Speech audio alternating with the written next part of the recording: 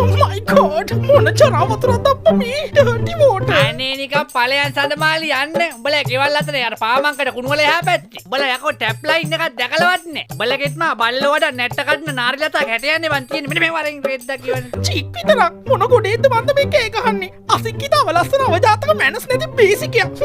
තාලකුලත් කටියනවා. රහකුත් තියෙන හැබැයි ඉන්නමක මං ගොඩට යනකම් ඊට පස්සේ මගේ ට්‍රේඩින් කරන්න උගන්වන කෝටිපති බොයිෆ්‍රෙන්ඩ් කියලා මේ කුණු ඇල ක්ලීන් කරනවා නිකන් ස්විමින් පූල් එකක් වගේ. අනේ මේ වතුර ඉඳලා ඇඟත් කහනවා.